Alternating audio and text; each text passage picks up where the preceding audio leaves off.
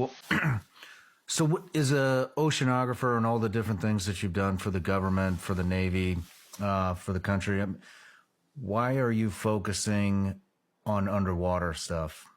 Yeah, well, first off, we know we see them in the water too.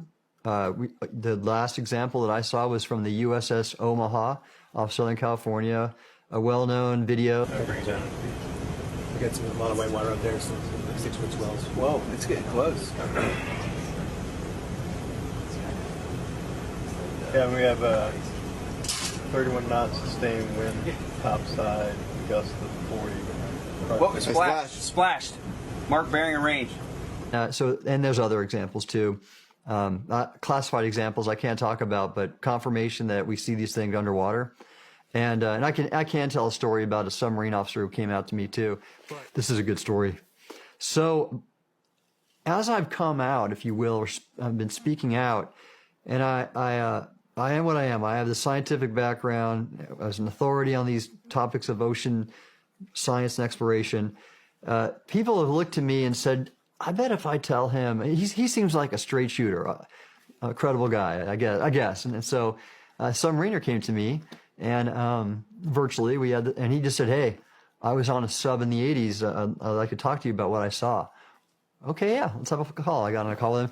He was a nuclear submarine officer.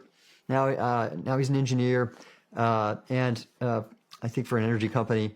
And this guy is like most nuclear submariners I know. He is just the facts. He is by the book, very much that way in his personality. And the story he shared with me was this. He's in the North Atlantic in the 80s. Cold War is hot, and their sub's operating, I wouldn't say super deep, but it was very high sea state because of a storm, 40-foot waves, so they were below that. But even there, they were kind of rocking. Subs can feel that wave action. And so because it was so rough, it creates a lot of ambient noise. And in those conditions, it is really hard to passively detect another submarine. So they felt pretty secure. They weren't going to be detected by a Russian sub, and they probably weren't going to hear one either.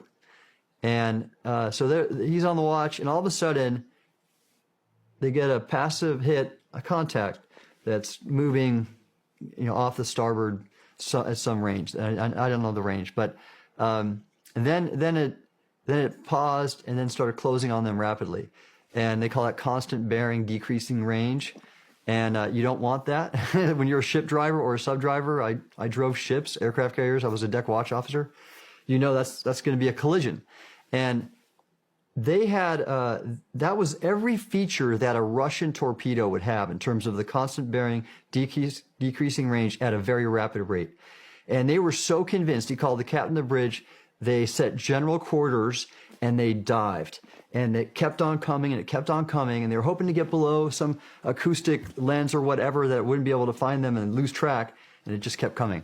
And so they went as deep as crush depth, just above it. Crush depth is that depth that a submarine will implode, and that's a dangerous place to be on an older sub like this. But they were convinced this was a Russian sub coming at them.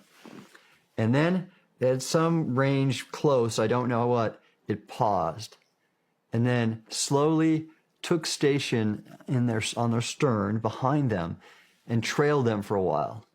So they're getting this passive acoustic hit of something doing this. And then after minutes, maybe, it just rapidly departed the scene. And they couldn't, there was no explanation. The Russians didn't have technology like that. We didn't have technology like that. And again, to this day, he doesn't know. I want to get that data. The data is collected and archived at Johns Hopkins University. And I'm in the process of reinstating my clearance, and I want to look into that. Wow. Yeah.